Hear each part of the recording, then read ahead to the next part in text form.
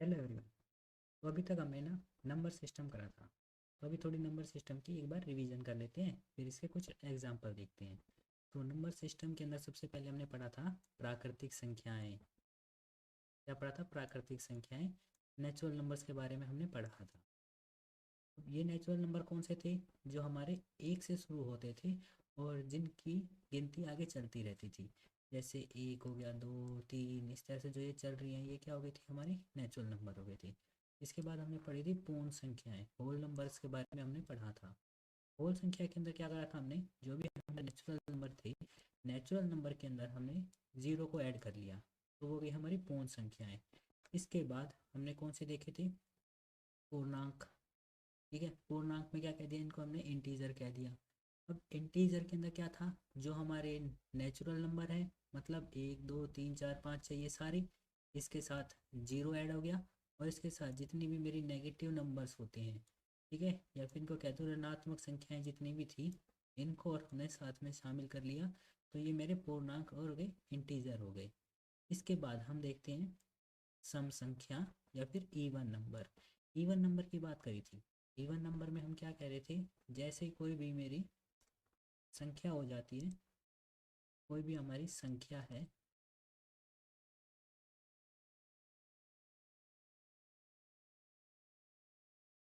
कोई भी हमारी संख्या हो गई। अब संख्या कह दूं या नंबर कह दूं, जैसे मेरा ये नंबर था, यदि ये दो से विभाजित हो जाए या ये दो से विभाजित ना हो, या फिर मैं कह दूं जिसके मैं दो बराबर हिस्से कर सकूं, तो उसको मैंने क्या कह दिया था? इवन नंबर कह दिया था। ठीक है, या फिर उसको मैंने सम संख्या कह दिया था। तो इस हिसाब से देखा जाए तो वो प्राकृतिक संख्याएं जो दो से भाग देने पर पूरी विभाजित हो जाती है और शेष कुछ नहीं बचता। इसका मतलब है यहाँ पे मैं 10 लेता हूँ, 10 को दो से विभाजित करता हूँ, ये गया 5 पर, यहाँ पे आ गया 10, और शेष कितना बच गया मेरा? 0। तो ये हो गई मेरी सम संख्या, इवन संख्या। इसके अंदर हमने देखा था, जैसे 2, 4, 6, 8, 10, 12, 16, ये सारी क्या हो गई थी? मेरी सम संख्या हो गई थी, इवन नंबर हो गई थी। इसी के बाद हमने कहा था कि जब दो से विभाजित कर रहे थे, हम क्या कर रहे थे? कोई भी संख्या थी उसको दो से विभाजित कर रहे थे, दो से विभाजित कर रहे थे, और यहाँ पे कोई भी संख्या है, मान लो 25। अगर इसको डिवाइड करा तो यहाँ पर एक रिमाइंडर बचेगा आखिरी में जाके, जब हम करेंगे तो ये कैसी होगी? हमारे ओड नंबर हो गए। कैसे हो गए? हमारे ओड नंबर हो गए। तो वो सारी प्राकृतिक संख्याएं जो दो से भाग देने पर जिनके अंदर शेष कितना बचता है? एक बचता है, ये लिखा ना, एक। तो वो कैसी होगी? हमारी विषम संख्या हो गई। कैसी संख्या हो गई? हमारी विषम संख्या हो गई, जिसके उदाहरण हो गए 1, 3, 5, 7, 9, 11, 13। ये सारी हमारी विषम संख्याएं हो जाती हैं। अब इसके बाद हमने देखे थे दो नंबर और। दो कौन कौन से थे? पहला हो गया था प्राइम नंबर, दूसरा हो गया था हमारा कंपोजिट नंबर। प्राइम नंबर, या फिर इसको हिंदी में अभाज्य संख्या कह दिया, और इंग्लिश के अंदर वो हिंदी में क्या कह दिया? अभाज्य। और इसको कंपोजिट को क्या कह दिया? भाज्य संख्या कह दिया। तो ये कौन सी हो गई? प्राकृतिक संख्याएं। कौन सी होती है? प्राकृतिक संख्याएं होती हैं। प्राकृतिक संख्याएं बोले तो नेचुरल नंबर। ये कौन से? हमारे नेचुरल नंबर। देखो, हम नेचुरल नंबर की बात कर रहे हैं ना, यहाँ पर हम होल नंबर की, पूर्ण संख्याओं की, या फिर होल नंबर की, ना ही यहाँ पर हम इंटीजर की बात कर रहे हैं, पूर्णांक की। ठीक है, पूर्णांक की बात नहीं कर रहे, ना होल की बात कर रहे हैं, हम सिर्फ प्राकृतिक की बात कर रहे हैं, मतलब एक से शुरू होकर जो आगे तक बढ़ती जाएंगी, इनकी बात हो रही है यहाँ पे। ओके, तो ये वो संख्याएं हो जाती हैं, प्राकृतिक संख्याएं, जो या तो एक से डिवाइड होती हैं या खुद से और किसी से विभाजित नहीं होंगी। तो इनको क्या कह दिया? रूट या अभाज्य संख्या कह दिया। अब इसके उदाहरण हमने देख लिए। उदाहरण में क्या क्या आ गए हमारे? 2, 3, 5, 7, 11, 13, 17, 19, 23, इस तरह से चलते रहते हैं। उसके बाद हमने एक बात और कही थी, 1 से लेकर 100 तक कितनी अभाज्य संख्याएं होती हैं? 25। 1 से 100 तक कितनी अभाज्य संख्याएं होती है? प्राइम नंबर कितने होते हैं? 25। इनकी संख्या कितनी होती है? 25 होती है। उसके बाद भाज्य संख्या, यौगिक, संयुक्त की संख्याएं, कंपोजिट नंबर, ये क्या होती हैं? जो दो से मतलब ये क्या हो जाते हैं? ये तो खुद से डिवाइड हो रही है, ये बाकी किसी भी संख्या और होती है ना, उनसे भी डिवाइड हो जाएंगे। अब है क्या ये भी प्राकृतिक संख्याएं। जैसे चार, चार चार से भी डिवाइड होगा, एक से भी होगा और दो से भी हो जाएगा। इसी तरह छः, छः दो से भी डिवाइड हो जाता है, 3 से भी डिवाइड हो जाता है और 6 से भी डिवाइड हो जाता है और 1 से डिवाइड तो ये होता ही है। इसी तरह बात करते हैं 10 की। 10 1 से भी विभाजित होता है, 2 से भी विभाजित होता है, 5 से भी विभाजित होता है, 10 से भी विभाजित होता है। मतलब 1 और 10 के अलावा ये 2 और 5 से विभाजित हो रहा था तो कंपोजिट हो गया था। अब इसके अलावा आगे चलते हैं जुड़वा संख्याएं या फिर प्राइम ट्विंस नंबर। प्राइम और ट्विन मतलब जुड़वा है, भाई हैं एक दूसरे के। तो इसी तरह जुड़वा अभाज्य, वो अभाज्य संख्याएं जो जुड़वा है। जुड़वा का मतलब क्या हो जाता है कि यहाँ पर एक अभाज्य संख्या होगी, यहाँ पर एक अभाज्य संख्या होगी और बीच में एक भाज्य संख्या आ जाती है। या फिर मैं बोल दूँ यहाँ पर ये प्राइम नंबर है, यहाँ पे ये प्राइम नंबर है और बीच में ये कंपोजिट नंबर आ गया।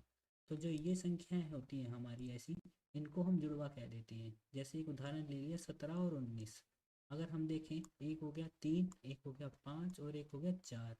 3 क्या है मेरी अभाज्य, 5 क्या है मेरी यहाँ पे, ये भी अभाज्य है, और 4 है यहाँ पे कौन सी हो गई, भाज्य हो गई। इसके अलावा और भी कोई देखनी है हमें, हाँ और भी देख सकते हैं। अब हो गई एक 5 हो गई, 7 हो गई और ये 6 हो गई। अब देखो 5 और 7 लगातार हैं और इनके बीच में सिर्फ एक संख्या का गैप है ना। अब 6 तो मैंने क्या बताई थी, ये हमारी क्या हो गई थी, 6 भाज्य हो गई। ये क्या हो गया, कंपोजिट नंबर या फिर भाज्य संख्या। अब ये 7 क्या हो गई, प्राइम नंबर या फिर भाज्य संख्या, अभाज्य संख्या। 7 क्या हो गया, प्राइम नंबर या अभाज्य संख्या, है ना। तो ये क्या हो गई, ये प्राइम ट्विंस मतलब दो प्राइम नंबर के बीच की संख्या कंपोजिट होनी चाहिए। ओके, दो प्राइम के बीच की संख्या कंपोजिट होनी चाहिए। अब उसके बाद आ जाते हैं हम सह अभाज्य संख्याएं, को प्राइम नंबर। अब देखो को प्राइम के अंदर हमने बात करी थी कि ये दो संख्या ना एक दूसरे के लिए प्राइम होनी चाहिए। क्या होनी चाहिए, एक दूसरे के लिए प्राइम होनी चाहिए, बेशक से खुद प्राइम ना हो। जैसे मैं बात कर लेता हूँ 10 की, और 10 के साथ अगर मैं 9 की बात कर लेता हूँ, 10 और 9, हमने इन दोनों को एक लिख लिया जोड़े के अंदर। क्या 10 मेरा प्राइम है, अभाज्य है? नहीं, इसके तो फैक्टर हो गए ना, 2 गुना में 5, ये 2 से भी विभाजित होगा, 5 से भी होगा, और 10 से तो होगा ही। अब 9 की बात करता हूँ, 9 कितना हो जाएगा मेरा, 3 गुना 3, ये 3 से विभाजित हो जाता है। लेकिन इसके अंदर जितने भी इसके गुणनखंड हैं, जो इसके गुणनखंड हैं, जो इसके फैक्टर हैं या मल्टीपल हैं, ठीक है। अब जो इसके फैक्टर की बात कर लेता हूँ, इसके गुणनखंड की बात कर लेता हूँ, इसके 3 है, इनके अलग है। तो कोई भी गुणनखंड समान नहीं है, कोई भी इनके जो फैक्टर है ना, जो फैक्टर हो गए या फिर जो इनके मल्टीपल हो गए, वो क्या है, कोई भी कॉमन नहीं है। कोई भी क्या नहीं है, कॉमन नहीं है या फिर उभयनिष्ठ नहीं है, कोई भी कॉमन नहीं है। तो इनको क्या कह दिया हमने, सहभाज्य संख्या कह दिया। अब इसके बाद आगे चलते हैं हम इकाई संख्याओं पे।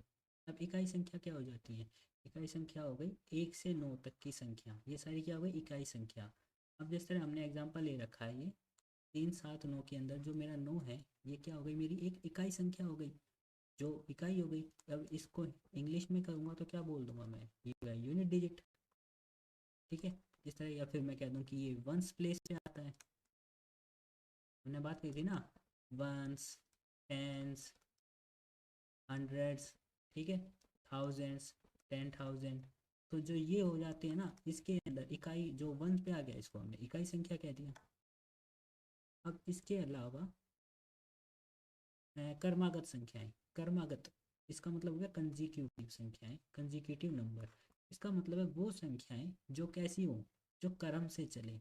यहाँ पर देखो हम कोई भी उस चीज़ का नाम नहीं ले रहे कि ये नेचुरल नंबर हो, ये होल नंबर हो, ये इंटीजर हो, हमने कुछ भी नहीं बोला। इसका मतलब है इन तीनों में से कुछ भी हो सकती है, बस इनके अंदर एक क्रम होना चाहिए। जिस तरह मैं कहूँ कि -2, 0, 2, 4, 6, -2 में 2 जोड़ूंगा तो 0 हो जाएगा, फिर इसमें 2 जोड़ूंगा ये आ गया, इसमें 2 जोड़ा तो ये आ गया, इसमें 2 जोड़ा तो ये आ गया। इसी तरह 10, 13, 16, 19, इसमें 3 जोड़ा ये आया, इसमें 3 जोड़ा ये आया, इसमें 3 जोड़ा ये आया। तो कोई भी होना चाहिए, ज़रूरी नहीं है यहाँ पे सिर्फ जोड़ का ही लेना देना। मैं कहता हूँ कि यहाँ पर है 10, यहाँ पे है 20, है 40। अब यहाँ पे क्या करा मैंने, यहाँ पे देखा जाए तो जोड़, अगर मैं जोड़ने की बात करूँ तो 10 जुड़ा है, यहाँ पे कितना 20 जुड़ा है। या फिर मैं कह दूँ कि मैंने इसको 2 से गुना किया और इसको मैंने 2 से गुना कर दिया, फिर मैं 40 को 2 से गुना करूँगा तो कितना आ जाएगा। ओके, तो ये सारी संख्याएं जो एक कर्म से आगे बढ़ती हैं। कर्म कौन कौन से हो सकते हैं, जोड़ का हो सकता है, एडिशन का हो सकता है, या घटा का हो सकता है, या फिर सब्ट्रैक्शन का हो जाएगा, या गुणा का हो जाएगा, मल्टीप्लिकेशन का हो जाएगा, या फिर हम इसको डिवाइड कर देंगे, भाज कर देंगे, इसका भाग कर देंगे। ठीक, तो ये हो गया हमारे कंजुगेटिव नंबर। उसके बाद वर्ग संख्याएं, वर्ग संख्या का मतलब था एक संख्या दो गुना हो जाए, तो इसको हमने क्या कह दिया था, दो का स्क्वायर वर्ग कह दिया था। अब ये ऊपर दो का मतलब क्या बताया था कि ये संख्याएं आपस में दो गुना में, एक बार ये एक बार दो बार हो गई ना गुण में। अगर ये तीन बार हो जाती है तो इनको घन संख्या या क्यूब कह देते हैं। क्या कह देते हैं, दो की पावर तीन, इसका मतलब क्या हो गया, दो गुना दो गुना दो। अगर मैं यहाँ पे कह देता हूँ चार की क्यूब, तो ये कितना हो जाएगा, चार गुना चार, ये कितना आ जाएगा, 64 ना। देखो 20 तक का पहाड़ा ना सबको याद होना चाहिए, 20 तक की टेबल सबको आनी चाहिए।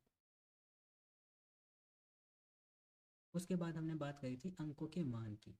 अंकों के मान के अंदर हमने देखा था कि अंक थे ना, इसके हमारे दो मान थे। पहला कौन सा हो गया था हमारा, वास्तविक मान या शुद्ध मान।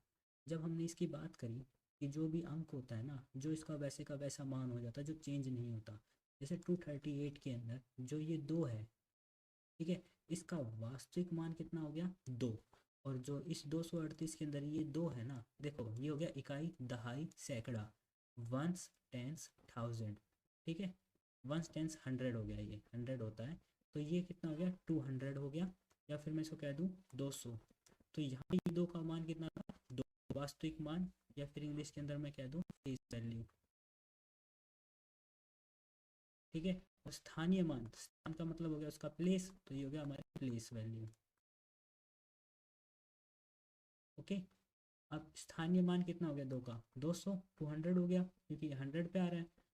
तो इसी तरह तीन का कितना हो जाएगा, अगर दूसरा एग्जांपल ले लेते हैं 1738, तो यहाँ पे 8 का स्थानीय मान, ठीक है, यहाँ पे हो जाएगा इसका वास्तविक मान या फिर फेस वैल्यू, ये कितना हो गया 8, और स्थानीय मान वो भी 8 क्योंकि भैया इकाई पे है। अब ये तीन है, तीन की अगर मैं दो वैल्यू निकल के आएंगी, पहला तो हो जाएगा इसका वास्तविक मान या फिर फेस वैल्यू, वो कितनी हो जाएगी इसकी यहाँ पर, बोलो, वो की तीन, जितना इसकी भी है, जो चेहरा दिखा रहा है चेहरे पे, बता भाई तेरे चेहरे पे क्या दिख रहा है, इसके चेहरे पे तीन लिखा हुआ दिख रहा है। अब यहाँ पर क्या हो जाएगा हमारा प्लेस वैल्यू या फिर इसका स्थानीय मान। तो स्थानीय मान कितना हो गया इसका 30, क्योंकि ये दहाई पर आ रहा है या फिर टेंस पे आ रहा है, कैसे भी बोल सकते हैं। अब सात के दो मान, वास्तविक मान या फेस वैल्यू कितना हो गया 7, और 7 का हमारा स्थानीय मान या प्लेस वैल्यू कितना हो गया 700। उसी तरह एक की बात कर लेते हैं, एक का स्थानीय मान 1000, स्थानीय मान है, यहाँ पे प्लेस वैल्यू की बात करिए, तो ये हो गया 1000। और अगर मैं इसके वास्तविक मान, शुद्ध मान या फिर फेस वैल्यू की बात करता हूँ तो ये एक। सब क्लियर है ना, ये सब आपका हो चुकी है, रिवीजन है। सन्निकट मान का मतलब होता है कि कोई भी संख्या है ना, उसको या तो 10 के पास बताएं या 100 के पास या 1000 के पास या 10,000 के पास, वो बताते हैं ना, तो उसको कह देते हैं। जैसे 78 का जो सन्निकट मान कितना हो गया 80, और 72 का सन्निकट मान कितना हो गया 70। अब हमने बात कही थी कि संख्याएं होती हैं बड़ी और छोटी संख्या। अगर मुझे बड़ी से बड़ी संख्या बतानी है, शाबाश बताओ कितना होना चाहिए, हाँ, जितनी सारी जितनी हमको डिजिट पूछी है ना, जितने भी अंक की पूछी है उतने मुझे 9 लिख देने हैं। अगर मेरे से कही है कि 10 अंकों, अगर मेरे को कहता है कि 5 अंकों की, 5 डिजिट की, ठीक है, या 5 अंकों की मुझे संख्या बतानी है बड़ी से बड़ी, तो मैं क्या कर दूंगा, 5 बार 9 लिख दूंगा। सबसे बड़ी संख्या 5 अंकों की यही होती है। इसके अलावा कोई भी 5 अंकों की संख्या लिखूंगा वो इससे हमेशा छोटी होगी। अगर मेरे को यहीं पे कह देता है कि 5 अंकों की, 5 अंकों की या 5 डिजिट की मेरे को सबसे छोटी संख्या बतानी है, तो मैं क्या करूँगा, सबसे पहले तो एक लिखूंगा, और एक के बाद बची हुई संख्याएं जीरो हो जाएंगी। इसका मतलब है जो मेरा 10,000 है ना, ये 5 अंकों की सबसे छोटी संख्या है, और जो मेरा 99,999 है, ये 5 अंकों की सबसे बड़ी संख्या है। अब याद रखना, जैसे ही मैं 5 अंकों की सबसे बड़ी संख्या के अंदर एक जोड़ दूंगा ना, तो ये मेरी 6 अंकों की सबसे छोटी संख्या बन जाएगी। 3210 है ना, कोड ज़्यादा हो गई है। अब बात तो आप समझ ही गए हो कि जिस तरह का ये जोड़ देंगे तो इसके अंदर एक संख्या बढ़ जाती है। ये हो गया। अब अंकों के क्रम, अंकों के क्रम दो तरह के होते हैं हमारे। पहला कौन सा हो गया, आरोही क्रम, आरोही क्रम को हमने बताया था इंग्लिश के अंदर इंक्रीजिंग ऑर्डर या फिर असेंडिंग ऑर्डर बताया था ना। और इसी तरह अवरोही क्रम का क्या बताया था हमने, डिक्रीजिंग ऑर्डर या फिर डिसेंडिंग ऑर्डर। ठीक है, देखो जो ये वर्ड है ना हमारे अंग्रेजी का असेंड और डिसेंड, असेंड का मतलब होता है चढ़ना, असेंड का मतलब क्या होता है चढ़ना। मान लो एक पर्वत है, हिंदी वाले भी सीख लो भैया, अगर मान लो ये पर्वत है, पर्वत पे अगर हमें चढ़ना है, ठीक है, पर्वत पे क्या करना है, हमें ऊपर चढ़ना है, तो इसके लिए जो हम शब्द यूज करते हैं ना उसके लिए कहते हैं असेंड कहते हैं। या फिर मान लो कि एक राजकुमार है, ये राजकुमार है, ठीक है, अब ये जाके राजा बन जाएगा, अब इसको क्या करेंगे हम, ताज बना देंगे एक बड़ा सा। ठीक है, तो जो इसका ये राजरोहन हो रहा है ना कि इसने क्या कर लिया, ये एक कुर्सी का दावेदार हो गया या फिर राजा की कुर्सी पे बैठ गया, तो इसको क्या कहते हैं कि ये पावर में आ गया, तो इसको कह देते हैं कि असेंड हो गया, असेंड टू दैट थ्रोन हो जाता है। तो डिसेंड का मतलब हो गया उतरना। अब वही पर्वत है, इस पर्वत से मैं उतर रहा हूँ, अगर मैं इस पर्वत से उतर रहा हूँ तो मैं क्या कह दूंगा, डिसेंड हो रहा हूँ। ठीक है, नीचे आ रहा हूँ। इसी तरह मान लो कि भैया ये राजकुमार था, ये इसने होमवर्क नहीं करा, अब होमवर्क नहीं करा था, तो जो इसका जो ये मुकुट है ये इसे छीन लिया, ला भाई मुकुट हटा दिया, इसका हटा दिया ना, तो अब ये क्या हो गया, उदास भी हो गया, और इसका क्या हो गया, डिसेंड हो गया। तो यहीं से शब्द बनते हैं। अब आरोही क्रम के अंदर क्या था, छोटा फिर बड़ा फिर बड़ा फिर बड़ा, जैसे स्कूल में लाइन में लगती है वैसे। और अवरोही क्रम क्या हो गया, डिसेंडिंग ऑर्डर, मतलब पहले सबसे बड़ा फिर छोटा फिर छोटा फिर छोटा, इस तरह से। बहुत जरूरी होती है ये बातें। अब इसके अलावा अब अपना टॉपिक शुरू कर लेते हैं, एक चीज रह गई थी, रोमन नंबर। अब रोमन नंबर को कह देते हैं। अब इस तरह आपको दिखेगा ना कि जिस तरह एक है, एक को हम ऐसे दिखा देते हैं, ये एक लिखा होता है। दो के लिए क्या हो जाता है, ये दो डंडे। तीन के लिए हमने देखा है क्या होते हैं, तीन डंडे। और पांच के लिए हमने देखा है ये होता है वी, जो हमारा ये वी हो जाता है ना, ऐसे लिख देते हैं, हो जाता है हमारे पांच। मान लगे सर आपने तो चार छोड़ दिया, ठीक है जी, देखो चार लिखने का तरीका होता है, इस पांच में से ना मैं एक कम कर देता हूँ, क्या कर देता हूँ, इस पांच में से एक कम कर देता हूँ, तो ये हो गया मेरा चार, ये हो गया पांच में से एक कम। अगर मैंने इस पांच के पहले एक डंडा लगा दिया, इसका मतलब है मैंने पांच में से एक कम कर दिया। इसका मतलब अगर मुझे छठा लिखना है तो मैं क्या करूँगा, पांच में एक जोड़ दूंगा। अगर ये मेरा पाँच है, अब इसमें जोड़ना है तो क्या करूँगा, इसके आगे ले लिया। इसका मतलब मैंने ये देखा है कि ये पाँच है, ये पाँच है, इससे पहले चार आता है और इसके बाद छः आता है। अगर मुझे पाँच से चार जाना है तो पाँच से मैं एक कम कर दूंगा, तो डंडा पहला आया। अगर मुझे छः जाना है तो मैं क्या कर दूंगा, इस पाँच के अंदर एक जोड़ूंगा, तो डंडा बाद में आया। ठीक है, ये हो गया पाँच, ये हो गया छः। अब उसके बाद बात कर लेते हैं सात। तो सात कितना हो जाएगा, देखो छः, छः के अंदर एक और जोड़ दिया। ठीक है, उसके बाद बात कर लूँगा मैं आठ की। आठ के अंदर कितना हो जाएगा, पाँच, छः, सात और आठ होगा। अब उसके बाद बात करते हैं दस की। दस के लिए तो देखो यहीं भी बना दिया, दस के लिए होता है ये वाला क्रॉस वाला, इसका मतलब हो गया दस। अगर मेरे को बात करनी है नौ की, तो नौ के लिए क्या हो जाता है भैया, दस में से कम कर दूंगा, वेरी गुड। टेन के अंदर से क्या कर दिया मैंने, एक माइनस कर दिया। अब हमें समझ में आ गया, जिस तरह पाँच का था इसी तरह क्या होगा मेरा, जिस तरह यहाँ पे पाँच का था तो यहीं पे दस हो गया। दस से मुझे नौ जाना है और दस से मुझे ग्यारह जाना है। इसका पता चल गया कि मुझे भैया ये दसवीं का सिंबल हो जाता है। ठीक है, तो दसवीं से पहले हम क्या पढ़ लेंगे, दस में से एक कम कर दिया, तो पहले एक डंडा लगा दिया, ये हो गया नौ। और मुझे जब ग्यारह जाना है तो मैं इसमें एक जोड़ दूंगा, तो जोड़ दिया तो दस के अंदर एक जोड़ दिया, तो ये हो गया ग्यारह। ओके, सबको ये बात समझ में आ गई। ठीक है, तो इसका मतलब है अब आगे लिख लें, ग्यारह का, ग्यारह का क्या हो गया, दस के अंदर एक जोड़ दिया। अब उसके बाद हम बात करते हैं बारह की। बारह के अंदर क्या हो जाएंगे, दस के अंदर दो जोड़ूंगा। उसके बाद तेरह की बात करूंगा तो तेरह के अंदर क्या हो जाएगा, ग्यारह बारह तेरह। चौदह की बात करेंगे तो अब चौदह को छोड़ के पंद्रह को देखते हैं। देखो ये हो गया दस, दस के बाद कितना आ गया, पाँच, दस के बाद क्या आ गया, पाँच। तो अब इधर लिखूंगा तो ये कितना हो जाएगा मेरा, दस, एक, ये हो गया मेरा कितना, चौदह हो गया। ये बात आ गई सबको समझ में।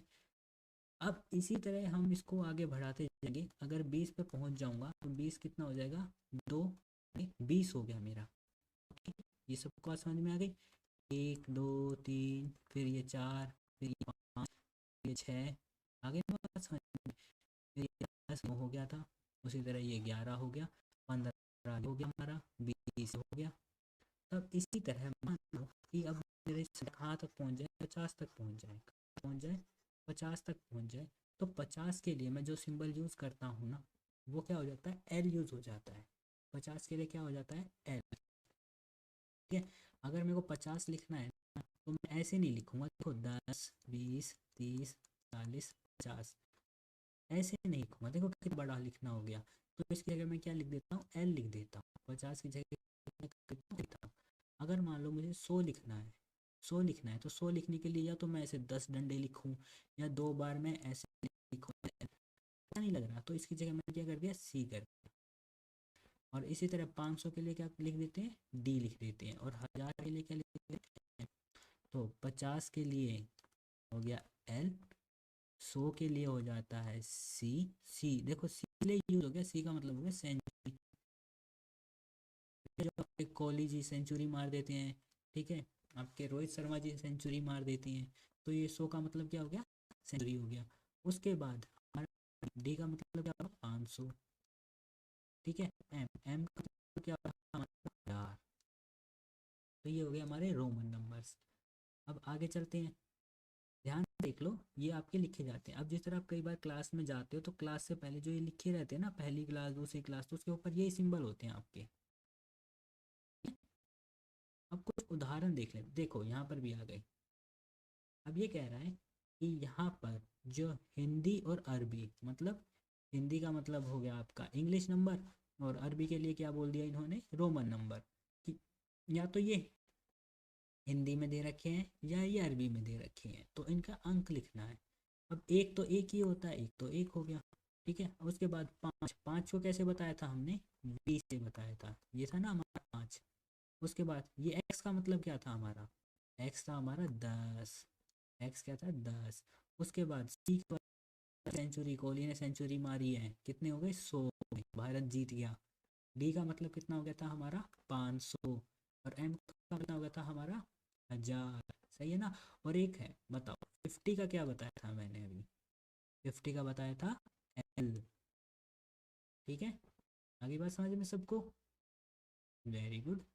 अब ये देखो, दूसरे उदाहरण की बात करते हैं, रेड पेन ले लेते हैं। अब ये कह रहा है कि इसको हमें किस में लिखना है, शब्दों में लिखना है। किस में लिखना है, शब्दों के अंदर लिखना है। तो सबसे पहले शब्दों में किसी भी अंक को लिखते हैं, तो उससे पहले हमें पता होना चाहिए कैसे लिखते हैं, हम कौन सा सिस्टम फॉलो करते हैं। अब देखो, पहले लिखते हैं 1 8 3 0 4 0।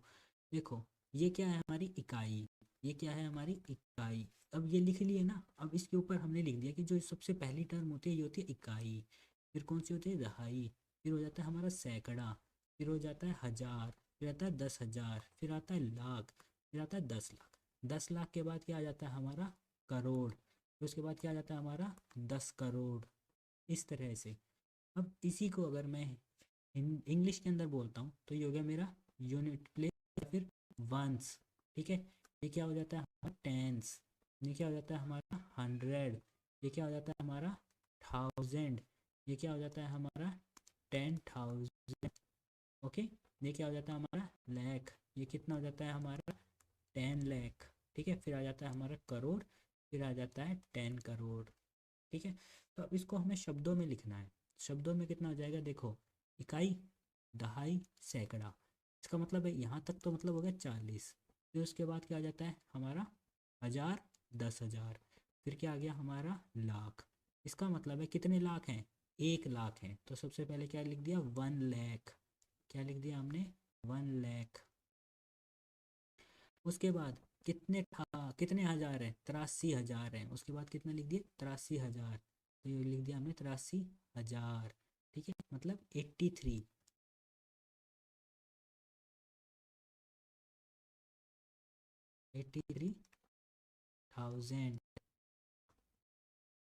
उसके बाद यहाँ पे कितने हैं, सैकड़ा में है, नहीं है। उसके बाद कितनी, ये संख्या कितनी बनी, 40, तो ये लिख दिया 40, 40। हो गया हमारा 1,83,040। समझ में आ गई सबको। अब इसके अंदर एक और उदाहरण देखते हैं, और ये स्पष्ट हो जाएगा हमारा। ये कह रहा है कि हमारे पास ना 24,000 है, 800 है, 9 दहाई है और 4 इकाई। ठीक है, देखो 4 इकाई है, 4 लिख दिया। दहाई कितनी दहाई हो गई, एक होती है ना, ये हो गया 9 दहाई हो गई। सैकड़ा हो गया हमारा 8, हजार हो गया मेरा 4, 10,000 कितना हो गया 2, 24,000 हो गया था। तो 24 के अंदर जो 2 है वो क्या हो गया मेरा 10,000। ठीक है, इसकी ये अभी हमने देखो वो पढ़ा था ना स्थानीय मान,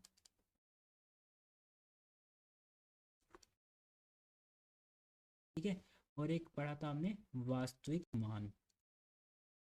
वास्तविक मान को क्या कह दिया था हमने, फेस वैल्यू। और जो स्थानीय मान था ये क्या होती है हमारी प्लेस वैल्यू, है ना। तो अब इसके हिसाब से जो ये 24 है, ये 1000 है, तो इसका स्थान कौन सा है, ये आ गया ना इसके स्थान, ये हमने इसके स्थान के हिसाब से लिख दिया। तो 24,800, 9 दहाई और 4 इकाई हो गया। अब देखो इकाई दहाई सैकड़ा ये हो गए 894, ठीक है, और ये कितने हो जाते हैं हमारे 24। तो अगर इसको लिखने पड़े तो ऐसे लिख दिया ना 24,894, ठीक है, 24,894, 24,894। अब ये देखो ये कह रहा है अगला उदाहरण, ये कहता है वह बड़ी से बड़ी संख्या बतानी है हमें, ठीक है, जिसमें विभिन्न अंक का प्रयोग हो।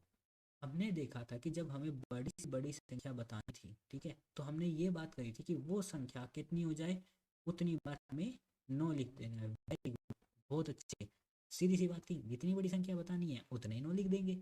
तो यहाँ पर हमारे इतने सारे 9 हो गए। तो अब 5, अब ये कि जो अंक है ना, अंक है वो सारे कैसे होने चाहिए, विभिन्न होने चाहिए। इसका मतलब है अंक सारे डिफरेंट होने चाहिए, अंक मेरे सारे 9 नहीं हो सकते। अब 9 नहीं हो सकते तो इसका मतलब है मुझे एक एक संख्या कम करनी पड़ेगी। अब मेरे पास दो ऑप्शन है, या तो मैं इस 9 को स्थिर रखता हूँ या इस को स्थिर रखता हूँ। अब मेरे को बताना, मैं सिर्फ एक ही डिजिट चेंज करूंगा, आप बताना कौन सी संख्या मेरी सबसे बड़ी होगी। मैं यहाँ पे लिख देता हूँ 9, 9, 9, 9 और यहाँ पे लिख देता हूँ 8। विभिन्न होनी चाहिए, तो 9 से छोटी तो 8 ही होती है। या फिर मैं लिख दूँ 8, 9, 9, 9, 9। अब इन दोनों में से आप बताओ कि संख्या सबसे बड़ी कौन सी है, इन दोनों में से कौन सी बड़ी है। सही जवाब, इन दोनों में से मेरी बड़ी संख्या है ये वाली संख्या मेरी बड़ी है और ये वाली संख्या मेरी इसके मतलब में, इसके कंपैरिजन में छोटी हो गई। तो इसका मतलब है कि जो सबसे बड़ी संख्या है वो पहले आनी चाहिए ना, पहले आनी चाहिए, तो 9 पहले आना चाहिए। तो अब ये कह रहा है 5 अलग होनी चाहिए, पहले 9 आ गया, फिर 8, फिर 8 भी दोबारा नहीं आ सकता, तो अब इससे छोटी होगी। अब इससे छोटी 7, फिर इससे छोटी, फिर 6, फिर इससे छोटी, फिर 5। देखो 1 2 3 4 5 अंकों की सबसे बड़ी संख्या, जिसके अंदर जितने भी उसके अंक हैं, वो सारे कैसे हैं, भिन्न है, विभिन्न है हमारे, ठीक है। सारे की संख्या कैसी है, भिन्न हो गई। तो ये आ गई हमारी संख्या 98,765, 98,765। अब उसके बाद कह रहा है कि वह छोटी से छोटी संख्या बताओ जिसके 3 विभिन्न सम अंक हों। देखो सबसे पहली बात तो हमने बात करी थी छोटी से छोटी संख्या की। छोटी से छोटी संख्या के लिए हम ये पढ़ा था कि पहली संख्या 0 हो, उसके बाद 0 और 0 हो जाए, वो संख्या कैसी होती है मेरी सबसे छोटी संख्या, 3 अंकों की सबसे छोटी संख्या। तो ये होगी। आप कहोगे सर आप तो हल के अंदर 246 लिख के बैठे हो, ये कहाँ से आया। हम बताते हैं ना भैया ये कहाँ से आया। अब इसने कही है कि 3 विभिन्न सम अंक। अब इंग्लिश वालों के लिए कितना हो जाएगा, 3 डिफरेंट प्राइम, वो इवन, सॉरी इवन डिजिट। अब इसने कही है कि 3 इवन डिजिट हो। अब इवन की बात करी थी, इवन भी हम सीख कर आए हैं। इवन या सम को क्या कह देते हैं हम, 2, 4, 6, 8, जो 10, ये वाली संख्याएं थी हमारी, ये कैसी होती है हमारी, इवन होती हैं। अब इसमें अंक लेने हैं, डिजिट लेनी है, क्या लेनी है, डिजिट लेनी है। तो 10 नहीं आएगा ना, 10 तो दहाई में चला जाता है, इकाई लेनी है ना हमें, अंक लेने हैं। तो अब ये इतनी बात हमारे को क्लियर हो गई। अभी देखो मैंने करा क्या है, मैंने एक छोटी सी लिख ली 3 अंकों, उसके बाद जो इवन नंबर है वो लिख लिए। अब इन दोनों बातों को जोड़ूंगा तो इन दोनों बातों को भी जोड़ूंगा, तब इन दोनों बातों को जोड़ते हैं। अब दो आ नहीं सकता, देखो दो, जीरो और जीरो, क्या दो मेरा इवन है? एक क्या मेरा इवन है? नहीं, एक मेरा इवन नहीं है। तो एक के बड़ा कौन सा आएगा? एक के बाद आया दो, तो मैंने लिख लिया। तो क्या मैं बाकी संख्याएं भी दो दो लिख लूँ? अब ये कह रहा है कि विभिन्न होनी चाहिए भैया, डिफरेंट होनी चाहिए। अगर ये डिफरेंट नहीं था ना, सिर्फ क्या पूछता, इवन संख्या पूछता, तो हम कर लेते। अब इसने कही कि जो तीनों अंक है ना, अंक, तीनों अंक सम होने चाहिए और विभिन्न होने चाहिए। तो संख्या बन गई मेरी दो, चार और छः। दो मेरा सम है, हाँ जी इवन है। चार मेरा इवन है, चार भी इवन है, सम संख्या है। छः इवन है, छः भी सम है, इवन है। और तीनों क्या हो गए मेरे, अलग अलग हो गए। तो 46 हो गई मेरी वो छोटी से छोटी संख्या जिसके तीनों अंक सम अंक हैं। अब ये कह रहा है 5 अंकों की वह छोटी से छोटी संख्या बताओ जिसमें सभी अंक एक समान हो। अभी तक क्या कह रहा था, विभिन्न हो। अभी क्या कह रहा है, एक समान होने चाहिए, कि सबको ये सब समान हो। अब देखो सबसे पहली बात तो वह सबसे छोटी से छोटी संख्या लिख रहा हूँ मैं। कितने अंकों की बतानी है? 5 अंकों की। एक, एक, दो, तीन, चार। तो 5 अंकों की सबसे छोटी संख्या तो है ये। अब लेकिन इसके देखो ये वाले अंक समान है ना? बस ये असमान आ गया भैया इसके अंदर, ये भैया ये एक असमान आ गए। अब ये एक असमान आ जाने के कारण ना सब कुछ हमें दोबारा करना पड़ेगा। क्योंकि अब देखो मैं इसकी जगह अगर zero, zero, zero, zero, zero अगर लिखता हूँ तो, लेकिन ये तो कोई संख्या ही नहीं बनी। भैया आप मेरे को कहोगे कि भाई मैं तेरे को 5 अंकों की संख्या दे रहा हूँ, मैं खुश हो गया, ले भैया मेरे सारे स्टूडेंट आज बड़े बड़े अफसर बन गए हैं, ठीक है, ये IAS IPS बन गए हैं। अब ये मेरे को 5 अंकों की देंगे। मैं कहा सर छोटी है, मैंने कही, बोले अंक समान, मखा बोले जी अंक समान है। मखा ठीक है भैया अगर तुम कहते तो मान लेते हैं। तो अब इसके अंदर आपने क्या, ये सारे जीरो, मखा इतना तो पढ़ाया था कि ये तो कोई नहीं बना, ये तो एक सिंगल अंक है जीरो। बोले जी एक समान हो, तो समान के लिए क्या करना पड़ेगा, सबको एक बना देते हैं। एक, दो, तीन, चार और 5। इसका मतलब है जो ये बन गया ना मेरा 11,111, ये मेरी 5 अंकों की संख्या है जिसके सारे अंक समान हैं। इसके क्या है, मेरे सारे अंक समान है। ओके, तो दो बातें दे रहा है। इन जितने भी सवाल अब हम देख रहे हैं ना, जितने भी सवाल हम देख रहे हैं ये देखो, ठीक है, इसके अंदर ना हमसे जिस तरह यहाँ जिसने कह दिया कि वह छोटी से छोटी संख्या बताओ, छोटी से छोटी संख्या बताओ, ठीक है। अब छोटी से छोटी संख्या हम बता देते हैं, लेकिन इसके साथ जो लाइन दे, जो ये लाइन दे रहा है, ये हमारा आंसर निकलवाती है। जैसे तीन और जो अंक है ना वो तीन है, ठीक है, और कैसे हैं, डिफरेंट हैं, और समय मतलब इवन है।